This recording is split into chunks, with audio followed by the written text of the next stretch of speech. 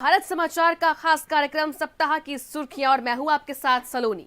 UP का तापमान इस वक्त बहुत गर्म हो चुका है क्योंकि चुनाव शुरू हो गया है और हम लाते हैं यूपी चुनाव से जुड़ी सबसे बड़ी खबरें सबसे पहले आपके सामने। इसी क्रम में सप्ताह की सुर्खियों में दिखाएंगे आपको पहले चरण से लेकर तीसरे चरण तक के चुनावी गुणा गणित का पूरा विश्लेषण। सबसे पहले विश्लेषण राजनीतिक पार्टियों के संकल्प पत्रों में फ्री की घोषणाओं का करेंगे। फिर आधी आबादी को लेकर किए जा रहे दावे और उनकी नेतृत्व क्षमता पर पार्टियों के भरोसे की बात करेंगे। तो कार्यक्रम को आगे बढ़ाते हैं और शुरू करते हैं सप्ताह की सुर्खियां।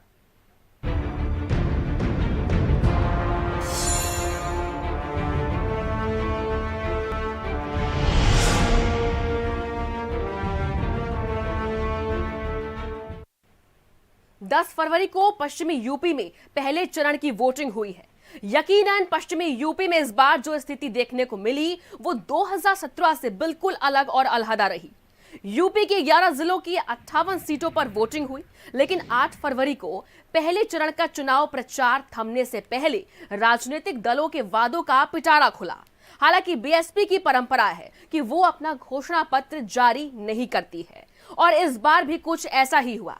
आमतौर पर पार्टियां अपना मैनिफेस्टो चुनावी पारा चढ़ते ही लॉन्च करती थी, लेकिन पिछले कुछ चुनाव से इसे मतदान की तारीखों के आसपास लॉन्च करने का ट्रेंड चल गया है। यूपी की कुर्सी के दो सबसे बड़े दावेदार समाजवादी पार्टी और बीजेपी ने एक ही दिन अपना घोषणा पत्र लॉन्च किया, जिसमें हर वर्ग के वोटर को लुभाने की कोशिश की गई। वोटरों के लिए वादों की इस बारिश से यूपी की राजनीति का पारा भी चढ़ गया है।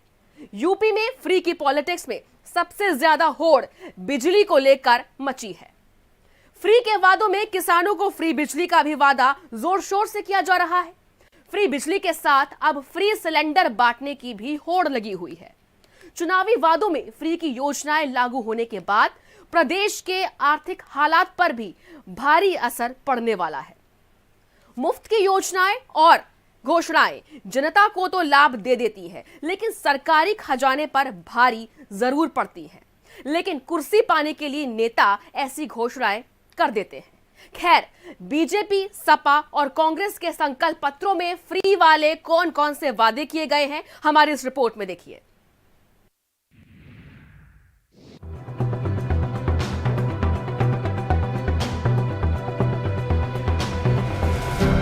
उत्तर प्रदेश में विधानसभा चुनाव के पहले चरण के मतदान से पहले भारतीय जनता पार्टी, समाजवादी पार्टी और कांग्रेस तीनों ने ही अपना घोषणा पत्र जारी कर दिया है, जिसमें यूपी की जनता से कई वादे किए गए हैं। सबसे पहले आपको बताते हैं कि अगले 5 साल के लिए बीजेपी ने अपने संकल्प पत्र में क्या रखा है और इस लोक कल्याण संकल्प पत्र में किसके लिए क्या खास है। 5 वर्ष पहले प्रदेश की जनता के सामने जो संकल्प लिए थे,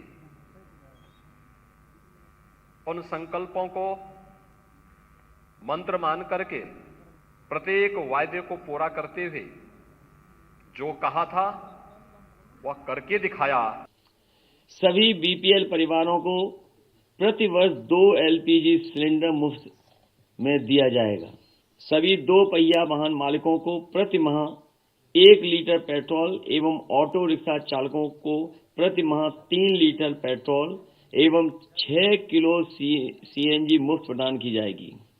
हमारी सरकार जब बनेगी तो 10 दिन के अंदर अंदर किसानों का कर्ज माफ किया जाएगा। 2500 में गेहूं, धान और 400 में गन्ना खरीदा जाएगा। किसानों को सिंचाई के लिए मुफ्त बिजली, 5,000 करोड़ की कृषि सिंचाई योजना, 25,000 करोड़ का Sardar Patel agree infrastructure mission, आलू, टमाटर, प्याज जैसी सभी फसलों का न्यूनतम मूल्य देने के लिए 1,000 करोड़,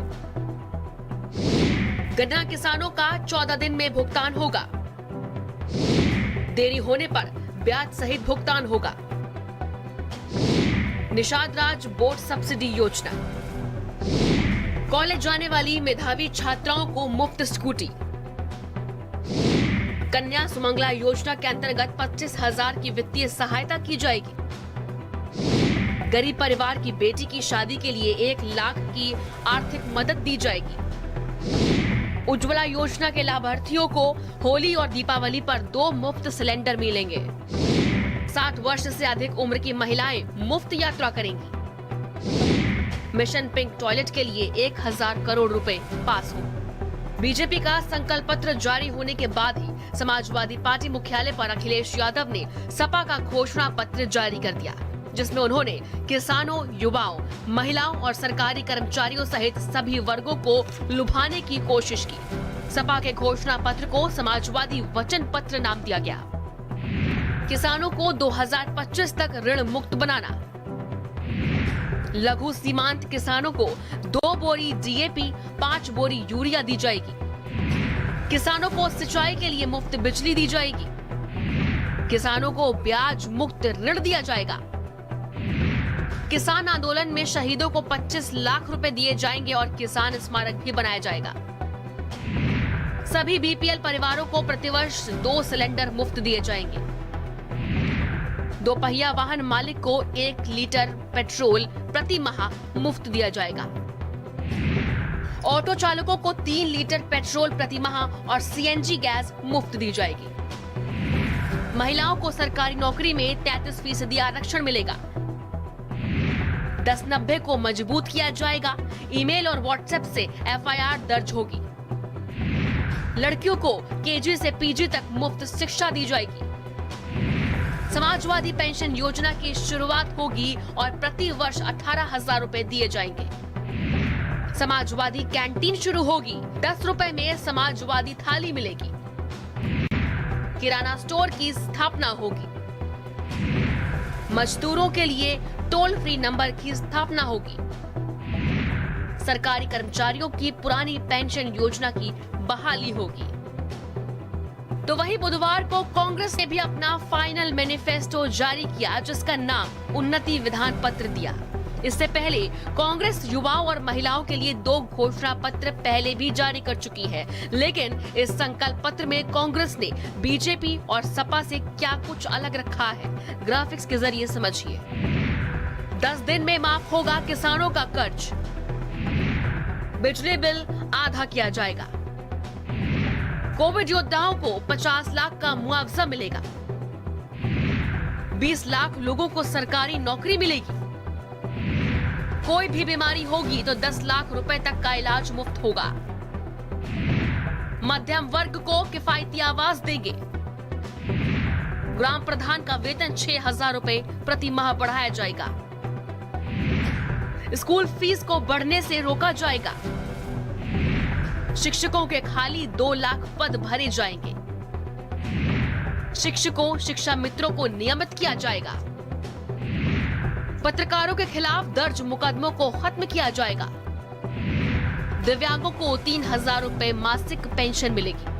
बहरहाल बीजेपी, सपा और कांग्रेस ने वादों से भरे अपने अपने घोषणा पत्र तो जारी कर दिए हैं, लेकिन सवाल तो ये है कि इनमें से किसकी घोषणा जनता को पसंद आई और जनता किससे सहमत हुई। 10 मार्च को इससे भी पर्दा उठ जाएगा। ब्यूरो रिपोर्ट, भारत समाचार। विधानसभा चुनाव के पहले चरण में गुरुवार को खास कार्यक्रम सप्ताह की सुर्खियां और मैं हूं आपके साथ सलोनी। यूपी का तापमान इस वक्त बहुत गर्म हो चुका है क्योंकि चुनाव शुरू हो गया है और हम लाते हैं यूपी चुनाव से जुड़ी सबसे बड़ी खबरें सबसे पहले आपके सामने। इसी क्रम में सप्ताह की सुर्खियों में दिखाएंगे आपको पहले चरण से लेकर तीसरे चरण तक के चुनावी गुणा गणित का पूरा विश्लेषण।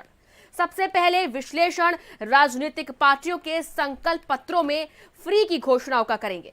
फिर आधी आबादी को लेकर किए जा रहे दावे और उनकी नेतृत्व क्षमता पर पार्टियों के भरोसे की बात करेंगे। तो कार्यक्रम को आगे बढ़ाते हैं और शुरू करते हैं सप्ताह की सुर्खियां।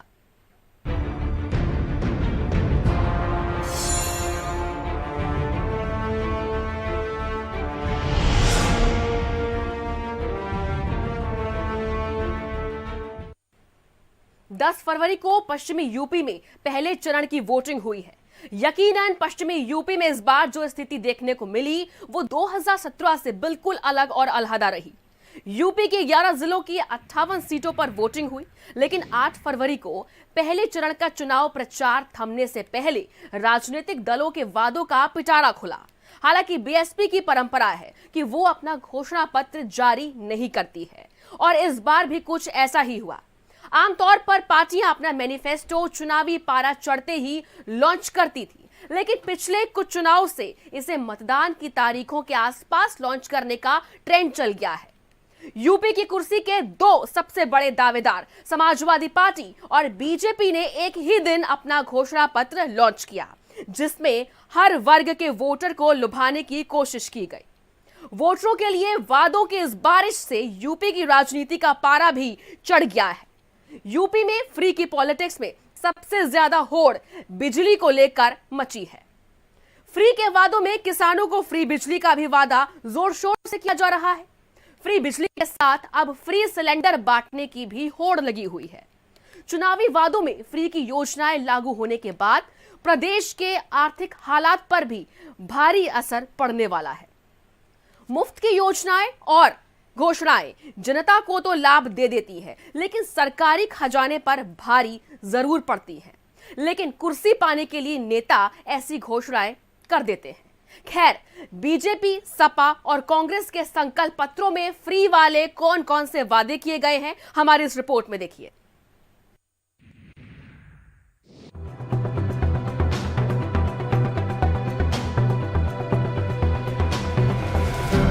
उत्तर प्रदेश में विधानसभा चुनाव के पहले चरण के मतदान से पहले भारतीय जनता पार्टी, समाजवादी पार्टी और कांग्रेस तीनों ने ही अपना घोषणा पत्र जारी कर दिया है, जिसमें यूपी की जनता से कई वादे किए गए हैं। सबसे पहले आपको बताते हैं कि अगले 5 साल के लिए बीजेपी ने अपने संकल्प पत्र में क्या रखा है और इस लोक कल्याण संकल्प पत्र में किसके लिए क्या खास है। 5 वर्ष पहले प्रदेश की जनता के सामने जो संकल्प लिए थे, उन संकल्पों को मंत्र मान करके प्रत्येक वायदे को पूरा करते हुए जो कहा था वह करके दिखाया। सभी बीपीएल परिवारों को प्रति वर्ष 2 एलपीजी सिलेंडर मुफ्त में दिया जाएगा। सभी 2 पहिया वाहन मालिकों को प्रति माह 1 लीटर पेट्रोल एवं ऑटो रिक्शा चालकों को प्रति माह 3 लीटर पेट्रोल एवं 6 किलो सीएनजी मुफ्त प्रदान की जाएगी। हमारी सरकार जब बनेगी तो 10 दिन के अंदर अंदर किसानों का कर्ज माफ किया जाएगा। 2500 में गेहूं, धान और 400 में गन्ना खरीदा जाएगा। किसानों को सिंचाई के लिए मुफ्त बिजली, 5,000 करोड़ की कृषि सिंचाई योजना, 25,000 करोड़ का Sardar Patel agree infrastructure mission, आलू, टमाटर, प्याज जैसी सभी फसलों का न्यूनतम मूल्य देने के लिए 1,000 करोड़, गन्ना किसानों का 14 दिन में भुगतान होगा, देरी होने पर ब्याज सहित भुगतान होगा, निषाद राज बोर्ड सब्सिडी योजना, कॉलेज जाने वाली मेधावी छात्राओं को मुफ्त स्कूटी, कन्या सुमंगला योजना के अंतर्गत 25,000 की वित्तीय सहायता की जाएगी, गरीब परिवार की बेटी की शादी के लिए 1 लाख की आर्थिक मदद दी जाएगी, उज्ज्वला योजना के लाभार्थियों को होली और दीपावली पर 2 मुफ्त सिलेंडर मिलेंगे, 60 वर्ष से अधिक उम्र की महिलाएं मुफ्त यात्रा करेंगी, मिशन पिंक टॉयलेट के लिए 1,000 करोड़ रुपए पास हो।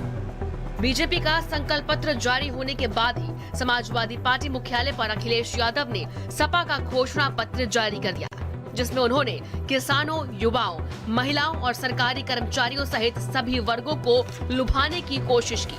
सपा के घोषणा पत्र को समाजवादी वचन पत्र नाम दिया गया।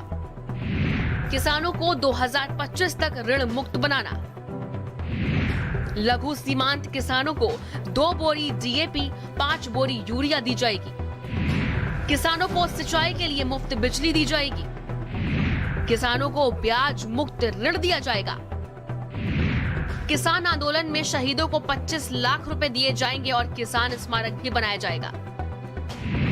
सभी बीपीएल परिवारों को प्रतिवर्ष 2 सिलेंडर मुफ्त दिए जाएंगे। 2 पहिया वाहन मालिक को 1 लीटर पेट्रोल प्रति माह मुफ्त दिया जाएगा। ऑटो चालकों को 3 लीटर पेट्रोल प्रति माह और सीएनजी गैस मुफ्त दी जाएगी। महिलाओं को सरकारी नौकरी में 33% आरक्षण मिलेगा। 1090 को मजबूत किया जाएगा। ईमेल और व्हाट्सएप से एफआईआर दर्ज होगी। लड़कियों को केजी से पीजी तक मुफ्त शिक्षा दी जाएगी। समाजवादी पेंशन योजना की शुरुआत होगी और प्रति वर्ष 18,000 रुपए दिए जाएंगे। समाजवादी कैंटीन शुरू होगी। 10 रुपए में समाजवादी थाली मिलेगी। किराना स्टोर की स्थापना होगी। मजदूरों के लिए टोल फ्री नंबर की स्थापना होगी। सरकारी कर्मचारियों की पुरानी पेंशन योजना की बहाली होगी।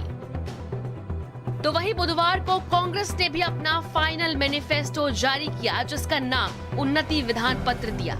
इससे पहले कांग्रेस युवाओं और महिलाओं के लिए 2 घोषणा पत्र पहले भी जारी कर चुकी है, लेकिन इस संकल्प पत्र में कांग्रेस ने बीजेपी और सपा से क्या कुछ अलग रखा है, ग्राफिक्स के जरिए समझिए। 10 दिन में माफ होगा किसानों का कर्ज। बिजली बिल आधा किया जाएगा। कोविड योद्धाओं को 50 लाख का मुआवजा मिलेगा। 20 लाख लोगों को सरकारी नौकरी मिलेगी। कोई भी बीमारी होगी तो 10 लाख रुपए तक का इलाज मुफ्त होगा। मध्यम वर्ग को किफायती आवास देंगे। ग्राम प्रधान का वेतन 6,000 रुपए प्रति माह बढ़ाया जाएगा। स्कूल फीस को बढ़ने से रोका जाएगा। शिक्षकों के खाली 2 लाख पद भरे जाएंगे। शिक्षकों, शिक्षा मित्रों को नियमित किया जाएगा। पत्रकारों के खिलाफ दर्ज मुकदमों को खत्म किया जाएगा। दिव्यांगों को 3,000 रुपए मासिक पेंशन मिलेगी। बहरहाल बीजेपी, सपा और कांग्रेस ने वादों से भरे अपने अपने घोषणा पत्र तो जारी कर दिए हैं, लेकिन सवाल तो ये है कि इनमें से किसकी घोषणा जनता को पसंद आई और जनता किससे सहमत हुई। 10 मार्च को इससे भी पर्दा उठ जाएगा। ब्यूरो रिपोर्ट, भारत समाचार। विधानसभा चुनाव के पहले चरण में गुरुवार को 10 फरवरी को पश्चिमी यूपी के मतदाताओं ने सियासी दिग्गजों का खूब इम्तिहान लिया। 11 जिलों की 58 सीटों पर भाजपा और सपा रालोद गठबंधन के बीच कड़ा मुकाबला हुआ। 58 सीटों के लिए 60.14% मतदाताओं ने वोट डाला। चुनाव आयोग के द्वारा जो आंकड़े जारी किए गए उसके मुताबिक पहले चरण में सबसे ज्यादा 69.42% वोट शामली में पड़े, तो साहिबाबाद में सबसे कम 45% वोट पड़े। पहले चरण में प्रदेश सरकार के 9 मंत्रियों की किस्मत दांव पर लगी है। वहीं कुछ चुनिंदा सीटों पर ही बसपा और कांग्रेस मजबूती से लड़ते दिखे। जिन 58 सीटों पर मतदान हुआ है वो मेरठ, सहारनपुर, अलीगढ़ और आगरा मंडल में पड़ती है। ये क्षेत्र दिल्ली बॉर्डर पर 13 महीने किसान आंदोलन से प्रभावित रहा था। पहले चरण की 58 सीटों पर 2017 में भाजपा ने 53, सपा और बसपा ने 2-2 और रालोद ने 1 सीट जीती थी। गठबंधन में रालोद ने 30 और सपा ने 28 सीटों पर अपने प्रत्याशी उतारे थे। पूरे चरण में सपा, रालोद और भाजपा प्रत्याशी एक दूसरे से मुकाबला करते नजर आए। बात अगर कैराना की करें तो कैराना सीट पर ध्रुवीकरण की बयार बही और 75.12% मतदान हुआ। यहां वोटर ने पलायन और भाईचारे के मुद्दे पर वोट दिया। केंद्रीय गृह मंत्री अमित शाह और मुख्यमंत्री योगी आदित्यनाथ के दौरे के कारण यह सीट काफी चर्चा में रही, लेकिन एक बात साफ रही कि कैराना में भाईचारे का चुनाव हुआ है। बहरहाल पश्चिमी यूपी में पहले चरण में भाजपा रालोद गठबंधन के बीच कांटे की टक्कर रही और मतदाताओं ने इस दोनों के बीच की टक्कर को बढ़ चढ़कर मतदान करके और भी ज्यादा दिलचस्प बना दिया है। पहले चरण पर वोटिंग आंकड़ों की ये रिपोर्ट देखिए।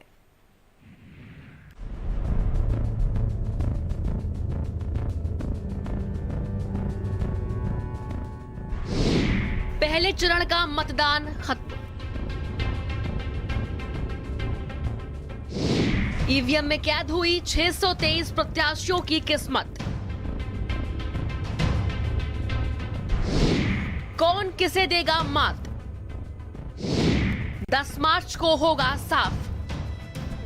उत्तर प्रदेश के चक्रव्यूह का पहला द्वार बंद हो गया है। मतदाताओं ने अपने मत से 11 जिलों की 58 विधानसभा सीटों पर खड़े 623 प्रत्याशियों की किस्मत का फैसला लिख दिया है। किसके हिस्से में जीत आएगी, किसके हिस्से में हार, ये तो 10 मार्च को साफ हो जाएगा। लेकिन जिस तरह से लोगों ने इस लोकतंत्र के महापर्व में हिस्सा लिया, उसने 2017 के वोटिंग प्रतिशत की याद दिला दी। मतदाता इस चुनावी परीक्षा में फर्स्ट डिवीजन से पास हो गए। सुबह से ही मतदाताओं के बीच वोट देने को लेकर गजब का उत्साह देखने को मिला, जिसका असर ये हुआ कि शाम के 5 बजे तक 99% मतदान हो चुका था और आखिरी घंटे में भी मतदान देने के लिए लाइन में लोग लगे हुए थे। कायम 5 बजे तक जनपदों से प्राप्त सूचना के आधार पर प्रदेश के 11 जनपदों में कुल 57.79% मतदान हुआ था। यूपी के लिए पहला चरण कई मायनों में खास है, क्योंकि 2017 में भाजपा ने 58 में से 38 विधानसभा सीटों पर जीत का परचम लहराया था। ऐसे में जो भी ये पहला चरण जीतेगा वो लखनऊ जाने की रेस में आगे हो जाएगा। लेकिन कौन आगे होगा और कौन पीछे, ये फिलहाल कहना मुश्किल है, क्योंकि पश्चिमी यूपी का रण जीतने के लिए जहां एक तरफ अखिलेश और जयंत की जोड़ी है, तो वहीं दूसरी तरफ पीएम मोदी, सीएम योगी, अमित शाह, मायावती और प्रियंका गांधी जैसे योद्धा भी हैं, जो किसी का भी खेल बिगाड़ सकते हैं। फिलहाल पहले चरण का सब कुछ लॉक हो गया है और अब सभी की नजर दूसरे चरण के रण पर है। उत्तर प्रदेश विधानसभा चुनाव के प्रथम चरण का मतदान अब खत्म हो चुका है। 11 जिलों के 58 सीटों पर 623 प्रत्याशियों की किस्मत का लेखा जोखा अब ईवीएम के पिटारे में बंद है। वो दिन होगा 10 मार्च 2022, जब ये पिटारा खुलेगा और ये तय होगा कि कौन जीता और कौन हार गया, किसको आसमान मिला और कौन जमींदोज हो गया। लेकिन इस महापर्व पर एक खास बात ये रही कि मतदाताओं ने बढ़ चढ़कर हिस्सा लिया और उनके अंदर जोश और जुनून जमकर देखा गया। 2017 के विधानसभा चुनाव की तरह लोकतंत्र के इस महापर्व को मनाने के लिए मतदाता अपने घरों से निकला और जमकर वोट डाला। सुबह से लेकर शाम को 5 बजे तक 99% वोट डाले जा चुके थे और 6 बजे तक भी मतदान केंद्रों पर बड़ी तादाद में लोग नजर आए अपना वोट डालने के लिए। फिलहाल सब कुछ लॉक हो चुका है और फोकस है दूसरे चरण के मतदान को लेकर। कैमरा सहयोगी सानू के साथ मैं नरेंद्र, भारत समाचार, मेरठ। 14 फरवरी को 9 जिलों की 55 विधानसभा सीटों पर मतदान होगा। दूसरे चरण में कई राजनीतिक चेहरे ऐसे हैं जिनकी यूपी की राजनीति में हनक है। दूसरे चरण के इस चुनाव में कई बड़े चेहरों की प्रतिष्ठा दांव पर लगी है। दूसरे चरण में बहुत से वीआईपी नेता हैं, कोई नवाब है तो कोई नवाब का विरोधी है। किसी ने अपने पूर्वजों की पार्टी को अलविदा किया तो कोई एक ही पार्टी का कर्मठ नेता है। चुनाव के दूसरे चरण में सुरेश खन्ना, धर्म सिंह सैनी, कुंवर ब्रजेश, सपा के आजम खान और आजम खान के बेटे अब्दुल्ला आजम, इन 5 नेताओं के रिजल्ट पर सबकी निगाहें जमी रहेंगी। इस बार दूसरे चरण में भी मुकाबला तेज होने वाला है। दूसरे चरण का मतदान बीजेपी के लिए क्यों चुनौतीपूर्ण होने वाला है, इस रिपोर्ट में देखिए।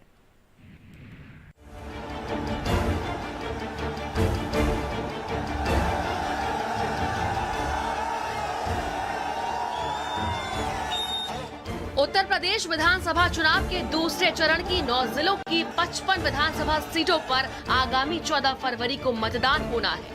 इसी को लेकर सभी राजनीतिक दलों ने कमर कस ली है और चुनावी बिसात बिछाकर अपने गढ़ को जीतने की कवायद में जुटे हैं।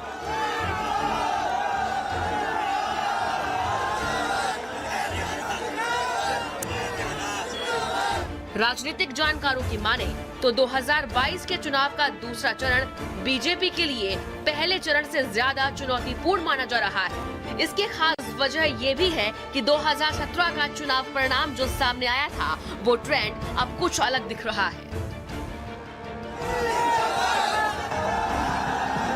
अगर 2017 विधानसभा चुनाव की बात करें तो 55 सीटें हैं और इन 55 सीटों में से 38 सीटों पर बीजेपी का कब्जा था। जबकि 15 सीटें सपा के पास थी और 2 सीटों पर कांग्रेस काबिज थी।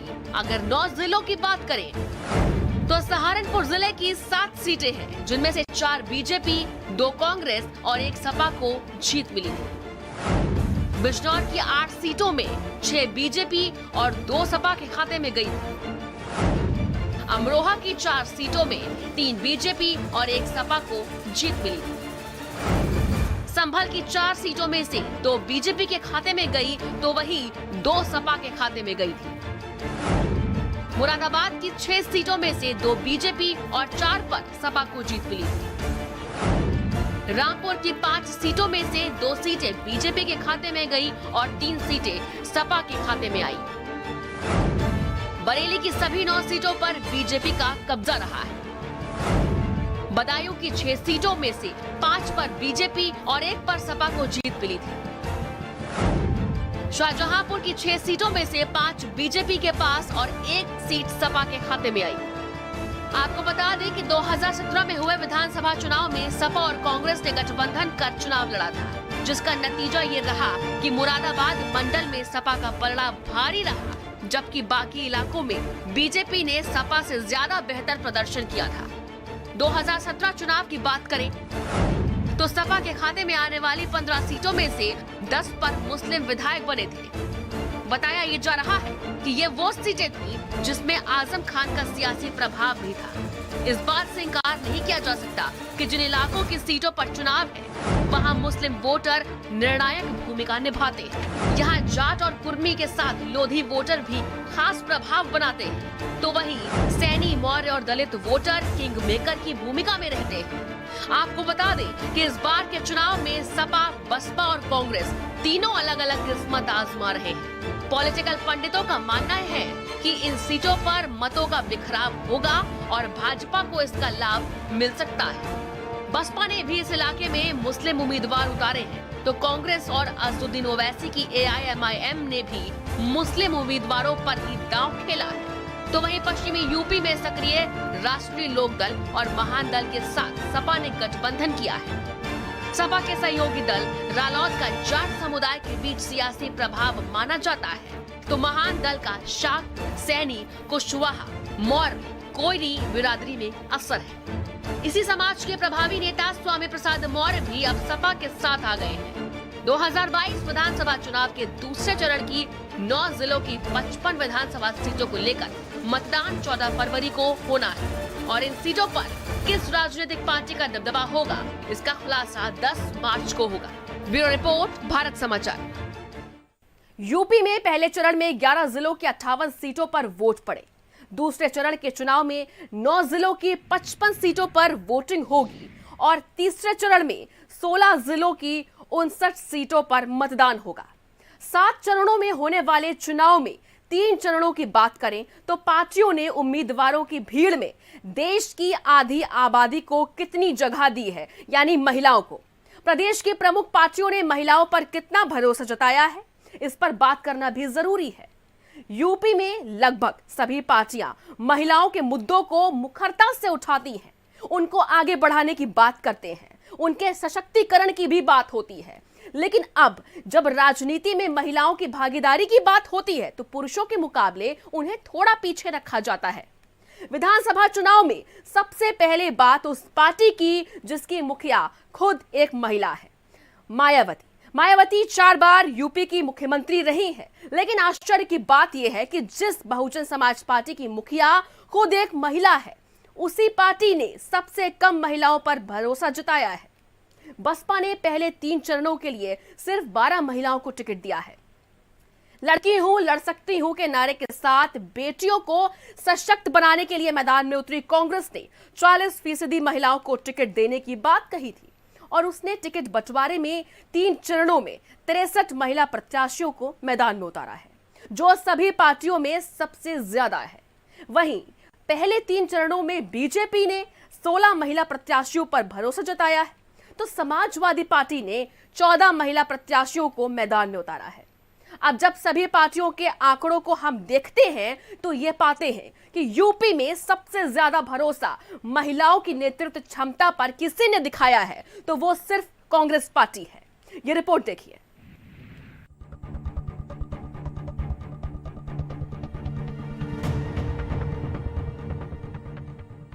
यूपी में विधानसभा चुनाव के लिए पहले चरण में 11 जिलों की 58 सीटों पर मतदान हुआ।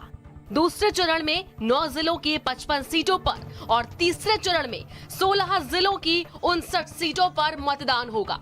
यहाँ चुनाव के 7 चरणों में से 3 चरणों की बात इसलिए की जा रही है क्योंकि 3 चरणों के लिए पार्टियों ने प्रत्याशियों का ऐलान कर दिया है। लेकिन इन उम्मीदवारों की भीड़ में देश की आधी आबादी को कितनी जगह मिली है? प्रदेश की प्रमुख पार्टियों ने महिलाओं पर कितना भरोसा जताया है? एक एक करके हर पार्टी के बारे में आपको बताएंगे। बहुजन समाज पार्टी, जिसकी मुखिया खुद एक महिला है, सभी पार्टियों की तुलना में मायावती ने सबसे कम महिला प्रत्याशियों को टिकट दिया है। बीएसपी ने पहले 3 चरणों के लिए सिर्फ 12 महिलाओं को अपना उम्मीदवार बनाया है। तो वहीं कांग्रेस के महासचिव प्रियंका गांधी ने 40% महिलाओं को टिकट देने का वादा किया था और उसके मुताबिक कांग्रेस ने टिकट बंटवारे में 3 चरणों में 63 महिला प्रत्याशियों को मैदान में उतारा है। बात भारतीय जनता पार्टी की करें तो बीजेपी ने 16 महिला उम्मीदवारों पर भरोसा जताते हुए उन्हें मौका दिया है। इनमें सबसे प्रमुख नाम आगरा ग्रामीण से बीजेपी उम्मीदवार बेबी रानी मौर्य का है, जो कि इससे पहले उत्तराखंड की राज्यपाल का पदभार संभाल चुकी है। कैराना से मृगांका सिंह, मोदीनगर से श्रीमती मंजू सिवाज, चरथावल सीट से सपना कश्यप, खुर्जा सीट से मीनाक्षी सिंह, बहा विधानसभा सीट से रानी पक्षालिका, बिजनौर सीट से सूची मौसम चौधरी समेत 3 चरण के लिए 16 महिलाओं को उम्मीदवार बनाया है। तो वहीं यूपी विधानसभा चुनाव 2022 के 3 चरणों के लिए समाजवादी पार्टी ने सिर्फ 14 महिला प्रत्याशियों को मैदान में उतारा है। सपा ने जनाधार के आधार पर ही महिला प्रत्याशियों को मैदान में उतारा। सपा ने अलीगढ़ की छर्रा विधानसभा सीट से लक्ष्मी धनगर को अपना प्रत्याशी बनाया है। इसके अलावा आगरा की फतेहाबाद सीट से रूपाली दीक्षित, बरेली की कैंट सीट से सुप्रिया एरन और पीलीभीत की पूरनपुर सीट से आरती समेत 14 प्रत्याशी मैदान में उतारे हैं। ब्यूरो रिपोर्ट, भारत समाचार। इस हफ्ते सप्ताह की सुर्खियों में बस इतना ही। फिर अगले हफ्ते कुछ नई सुर्खियों के साथ हाजिर होंगे। तब तक के लिए नमस्कार।